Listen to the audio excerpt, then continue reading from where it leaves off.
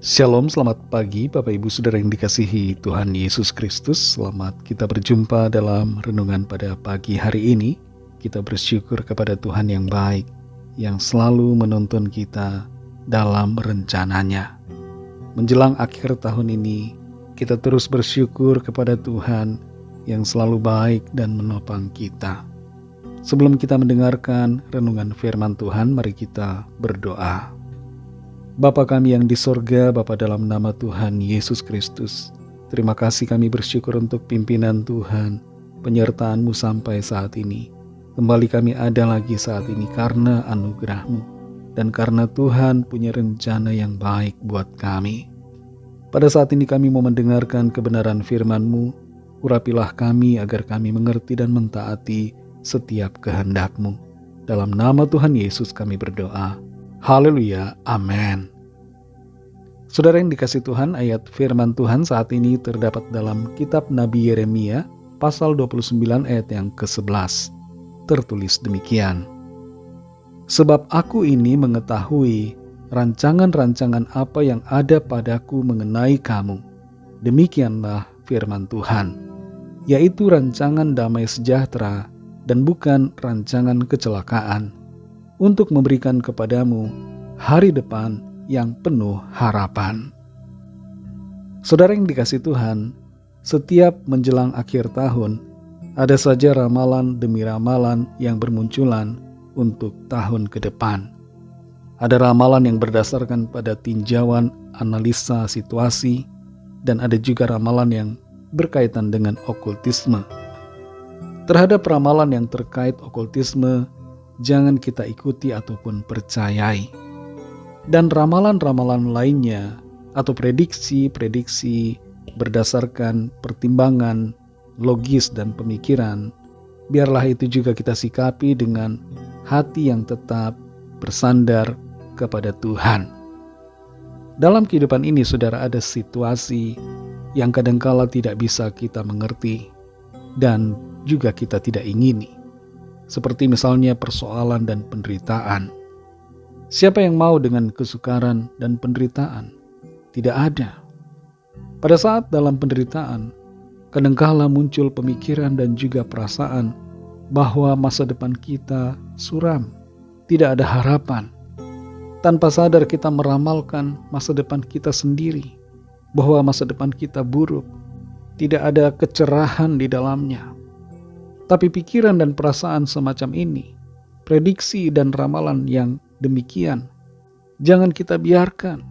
Dan kita perlu menjaga sikap kita dan pikiran kita, supaya tidak kehilangan arah, tapi tetap percaya dan selalu beriman kepada Tuhan. Dalam Yeremia 29 ayat 11 ini dikatakan, sebab aku ini mengetahui rancangan-rancangan apa yang ada padaku mengenai kamu. Demikianlah firman Tuhan, yaitu rancangan damai sejahtera dan bukan rancangan kecelakaan, untuk memberikan kepadamu hari depan yang penuh harapan. Nabi Yeremia menyampaikan suara firman Tuhan kepada orang-orang buangan yang ada di Babel, dan isi dari firman Tuhan itu memberikan harapan kepada mereka. Di dalam firman Tuhan yang disampaikan oleh Nabi Yeremia, terdapat nasihat dan perintah untuk bersabar dan tenang di dalam menghadapi situasi penderitaan, kesukaran dan tekanan, situasi sulit yang dialami oleh bangsa Israel di pembuangan, hendaknya dihadapi dengan sikap yang bersukacita dan tidak putus asa, namun tetap percaya dan menyadari bahwa rencana Tuhan itu rencana yang baik. Tuhan tidak merancangkan kecelakaan kepada setiap orang percaya. Tapi yang Tuhan rancangkan adalah rancangan-rancangan yang baik. Dosa menimbulkan kehancuran. Dan itulah yang terjadi terhadap umat Tuhan yang mengalami pembuangan di Babel.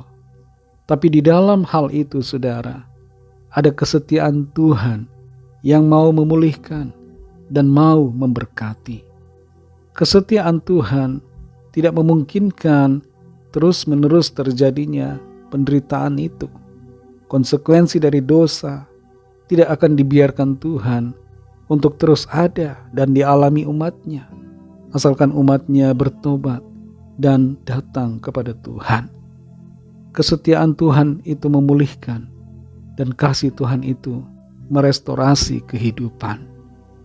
Saudara yang dikasihi Tuhan, rencana Tuhan buat saudara dan saya adalah rencana untuk memberikan hari depan yang penuh dengan harapan. Kalau keadaan saudara saat ini di sepanjang tahun 2024 diwarnai dengan masalah dan persoalan, ada kesukaran dan penderitaan, ada penyakit, ada pergumulan, jangan biarkan pikiran-pikiran kita membuat kita berkesimpulan bahwa Tuhan punya rancangan jelek, rancangan jahat buat kita. Tapi mari biarlah pikiran kita arahkan kepada firman Tuhan, dan kita percayai janjinya bahwa Tuhan punya rencana yang baik buat setiap kita, umat kesayangannya.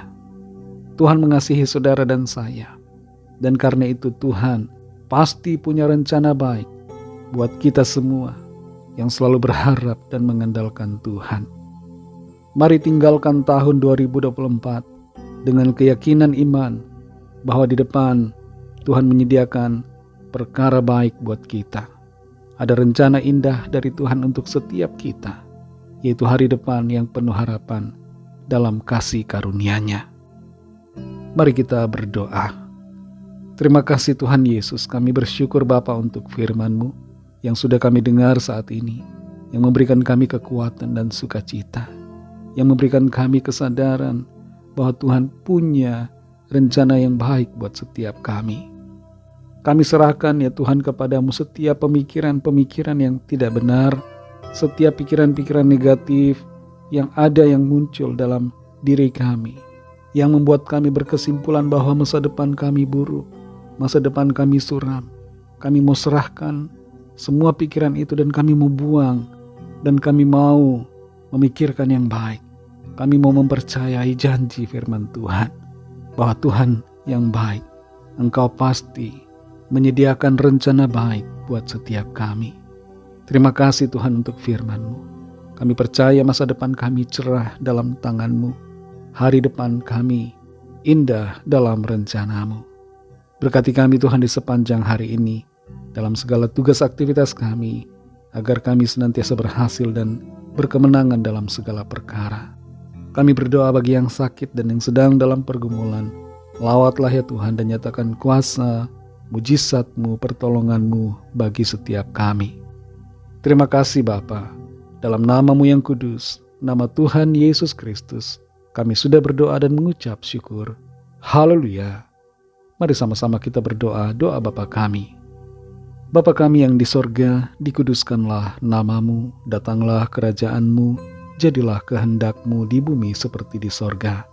Berikanlah kami pada hari ini makanan kami yang secukupnya, dan ampunilah kami akan kesalahan kami, seperti kami juga mengampuni orang yang bersalah kepada kami.